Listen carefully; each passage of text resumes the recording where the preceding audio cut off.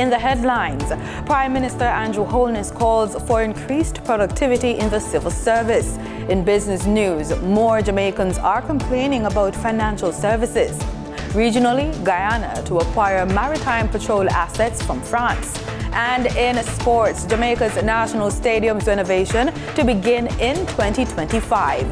This is the news on PBC Jamaica. I'm Simone Absalom Gale.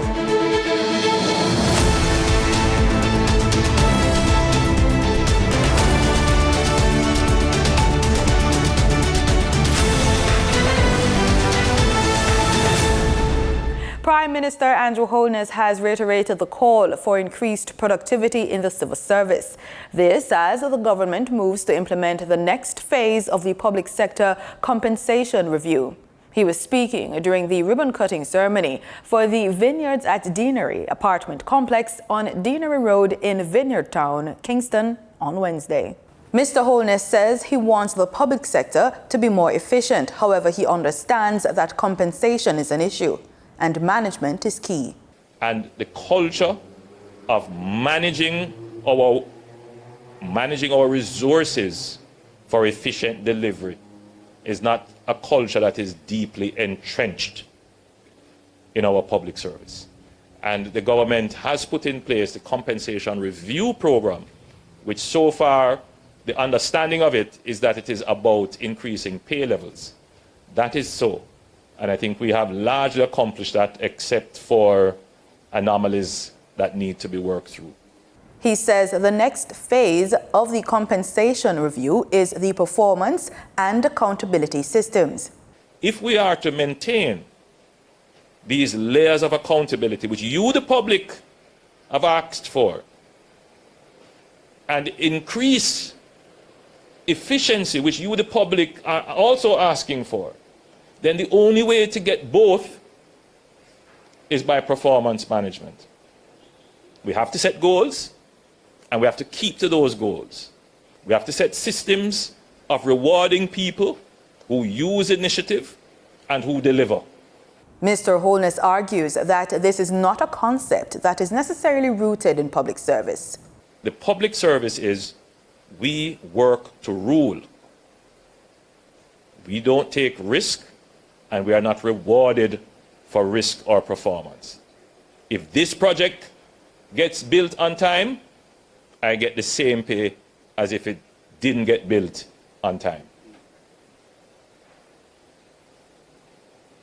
So my job, as uncomfortable as it is and as unfavorable as it sounds, is that if Jamaica is going to move forward to achieve the vision that all of us want, and all of us want to participate in it, then the next phase of this compensation review has to be executed.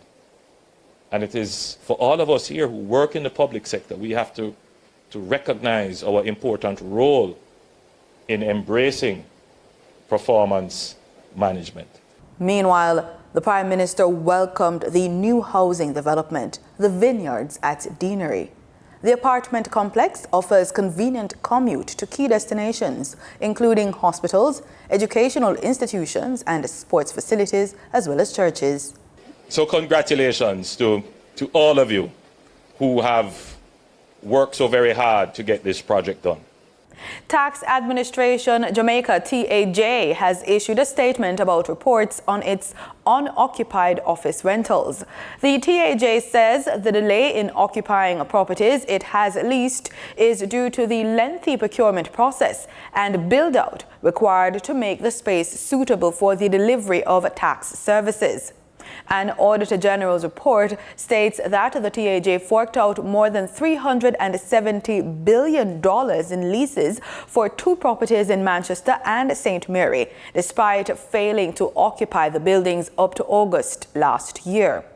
In a media release on Wednesday, the TAJ said the government's procurement policies require a lease to be in place before beginning the process to procure technical services and to renovate. It says once the lease is in place, TAJ is liable to make payments. The TAJ said in the case of the Greenville property, a competitive bidding process is being pursued and it could take another 6 months to engage the contractor. It's projecting that the work will be completed in September 2025. Regarding the Anotabe office, TAJ said the existing building has been closed since it was rendered unsafe for occupancy following a 5.6 magnitude earthquake on November 3 last year. In an effort to advance student learning and innovation, the Ministry of Education and Youth has been actively promoting science, technology, engineering, and mathematics (STEM) education throughout the country. Addressing the inaugural STEM Day 2024 at Manning's School in Savannah-Lamar, Westmoreland, the ministry's director, Region 4, Dr. Michelle Pinnock, pointed out that the Michael University College, through a government-backed initiative, is offering a scholarship program for 1,250 new student teachers to study STEM subjects. The Michael University launched a $2.5 billion scholarship program for 1,250 new student teachers to attend Michael University College to study STEM subjects and hone their teaching skills in this growing field. The program is the largest scholarship initiative by the government. Dr. Pinnock also outlined specific STEM activities that have been incorporated at different grade levels. Now, we want to ensure that our teachers are aware as to how to integrate this whole business of STEM. And so we have our resource and technology curriculum, and at the grade 4 level, we have business education, agriculture. At grade 4, we're doing ornamental gardening. At grade 5, we're doing container gardening. We're doing recycling. We're doing a number of things. And I want the adults in the room to understand that our schools in Western Jamaica, our teachers are really motivating them to think through some of the issues. And so we're finding that our children are enjoying school, they're having fun as they are learning. Additionally, she notes that the ministry, in collaboration with 21st Century, launched STEM camps and projects aligned with the national standards curriculum, offering virtual STEM courses to 42 schools. The Registrar General's Department, RGD, is moving to undertake a massive digitization project to bring its services in line with the National Identification System, NIDS. Chief Executive Officer at the RGD, Charlton McFarlane, says the agency will be moving to digitize more than 2.4 million records in its modernization process. These include birth, marriage, death, adoption, and stillbirth certificates. He explains that the relationship between the two entities will promote efficiency. He says, quote, "Based on how the national identification system is set up in the law, persons will require a birth certificate, a computer-generated birth certificate, and we can begin to see the natural link now where we have our records digitized," end quote. He says it will enable the RGD to produce those certificates in a more efficient manner, in a timelier manner, and so that will facilitate persons who are enrolling for their NIDS cards. Persons who would like to register to vote will be able to do so on Saturday, March 30 from 9 a.m. to 4 p.m. The Electoral Office of Jamaica, EOJ, says all constituency offices will be open. The EOJ, in a release Wednesday, said it has extended the hours in an effort to facilitate individuals who may not have been able to visit its offices during the regular opening hours. Individuals who wish to be added to the voters list may apply at the nearest EOJ constituency office. Meanwhile, people already on the voters list are asked not to reapply, but should instead request a renewal if their voter ID card is expired.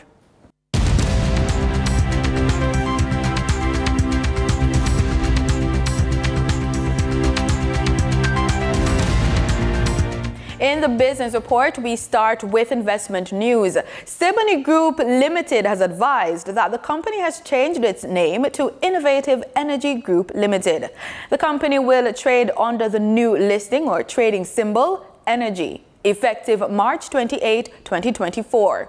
In consumer news, more Jamaicans are formally complaining about their financial services experience. The Bank of Jamaica said in its recently released annual report that the 147 complaints made in the fraud and impropriety category reflected an increase of 227% over the 45 reported for 2022. The increasing trend in customer complaints comes amid plans to improve customer service delivery by the 8 commercial banks via the reshaping of the regulatory environment. General Manager at the Jamaica Mortgage Bank, JMB, Courtney Winter, says the entity has significantly contributed to the nation's housing stock and the growth of the economy. He was speaking during the ribbon-cutting ceremony for the Vineyards at Deanery apartment complex on Deanery Road in Vineyard Town in Kingston on Wednesday. He noted the bank's value in delivering with efficiency. His comments followed Prime Minister Andrew Holness's keynote address. And that is to channel a lot of the government developments, through the Jamaica Mortgage Bank.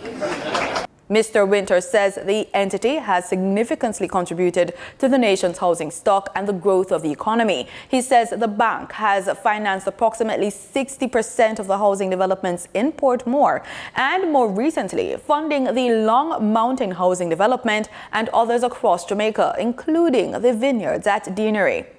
The Vineyards at Deanery comprises studio and 2-bedroom apartments with a 6th-floor penthouse on both blocks. Investors can look out for income in the form of dividend payments from 2 companies. Denise Williams has that story, plus the news on the local and regional stock exchange and your credit tip of the day. Sagicor Group Jamaica Limited has declared an interim dividend of 96 cents per stock unit payable on May 8, 2024 to stockholders on record as of April 15, 2024. The ex-dividend date is April 12, 2024. Additionally, One Great Studio Company Limited has declared an interim dividend of 0.12 cents per share payable to shareholders on record as of April 10, 2024. The ex-dividend date is April 9, 2024, and the payment date is May 3, 2024. During trading on March 27, 2024, the top 3 advancing stocks covered the manufacturing and real estate sectors on the Jamaica Stock Exchange. Lasco Manufacturing Limited shares advanced by 14.26% for a 76-cent price increase to close at $6.09 with 620 shares traded. Spurtree Spices Jamaica Limited shares advanced by 9.54% for a 23-cent price upward movement to close at $2.64 with 1,060,608 shares traded. Cygnus Real Estate Finance Limited Jamaican dollar shares advanced by 9.01% for a 91-cent price increase to close at $11.01 with 4,794 shares traded. On the declining stocks that traders experienced on March 27, 2024, the top 3 losers covered the manufacturing, finance, and insurance sectors. Paramount Trading Jamaica Limited declined by 16.11% for a 24-cent price drop to close at $1.25 with 3,283 shares traded. Epley 7.5% shares declined by 15.7% for a 95-cent shave off the price to close at $5.10 with 10,840 shares traded. Iron Rock Insurance Company Limited declined by 15.08% for a 38-cent price slippage to close at $2.14 with 45 shares traded. Over on the Twin Island Republic of Trinidad and Tobago Stock Exchange, trading on March 27, 2024, registered a volume of 376,402 shares crossing the floor of the exchange, valued at TT $705,420.15. Massey Holdings was the volume leader with 63,110 shares changing hands for a value of TT $274,671.76, followed by One Caribbean Media Limited with a volume of 60,960 shares being traded for TT $233,371.77. Moving from the money moves of investors, executives, and companies, we turn to the Forex market. On March 27, 2024, the Bank of Jamaica reported that US $21.8 million was bought from Forex traders, while US $20 million was sold to Forex traders. Buying directly from the Bank of Jamaica, foreign currency traders sold the US dollar for $154.83 and bought the US dollar for $152.72. The difference between the buy and sell rate was $2.11, which represents a profit for Forex traders for every US dollar traded. Canadian Forex traders earned a trading profit of $2.67 from transactions with the Bank of Jamaica. The Canadian dollar was sold at $113.44 and bought for $110.77. For traders looking at the British pound, they pocketed a profit of $8.47, selling it for $198.88 and buying it for $190.41. For our credit report tip of the day, if your credit score takes a hit because of high interest rates, you may find it harder to get approved for new loans or credit cards. This limits your financial options. Here's what you can do. Monitor your credit. Keep track of your credit report regularly to spot any errors or signs of identity theft. Reporting mistakes can help keep your credit score accurate. And with that, we wrap up today's business report. In regional news, Trinidad and Tobago's Prime Minister Dr. Keith Rowley says his meeting with the families affected by the Paria diving tragedy and lone survivor Christopher Boudram at Whitehall on Tuesday was a difficult one. He says the process to resolve the situation is moving as swiftly as possible. Ayanna Carter has more in this story. Families of the deceased divers and lone survivor Christopher Boudram have been quoted as saying the meeting with Prime Minister Dr. Keith Rowley was nothing of substance. However, Prime Minister Rowley said he did benefit from the conversation. He said the meeting was difficult, but noted that he expressed his sincere sympathy on behalf of himself and the government of Trinidad and Tobago. We're dealing with an event, and there are processes that have to be followed. Paria is a state company, but the board doesn't own it. The board acts on behalf of the population, taxpayer. Asking for an intervention by the Prime Minister to circumvent the insurance and legitimate liability processes is not going to happen. According to the Prime Minister, the family's demand for punitive action has not fallen on deaf ears. He said the hold-up in the offer of settlement is pertinent information on the employment history of the divers from LMCS Limited, the company that the 5 divers were employed under. When the incident happened, terrible as it is, the government's first response was, let's get some technical people in there, see what happened, and take control of it in that way. There was a big howl against that, and there was a demand for a commission of inquiry. Once you trigger that process of a commission of inquiry, all interested parties now have the potential for liabilities. And even as I speak to you now, those liabilities have not been settled. Prime Minister Rowley also expressed his confidence in the board of Paria. I am more concerned about the failure of management and the culture that may have existed there. And as I said, we are all in a treatment process, and the process continues. It is not over. Dr. Rowley assured that there will be accountability and they will be guided by the recommendations listed in the Commission of Inquiry report. He reiterated that while he cannot interfere in this process, he has made it clear to Paria that he wants the matter concluded quickly and fairly. Prime Minister Rowley also urged the families to advise their lawyers that every attempt should be made to conclude the matter quickly and fairly. Ayana Carter, TTT News. France has agreed to supply vessels to boost Guyana's maritime patrol capacity.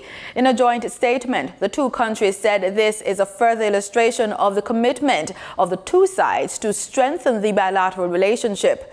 The statement came on Tuesday at the end of a visit by France's Foreign Affairs Minister.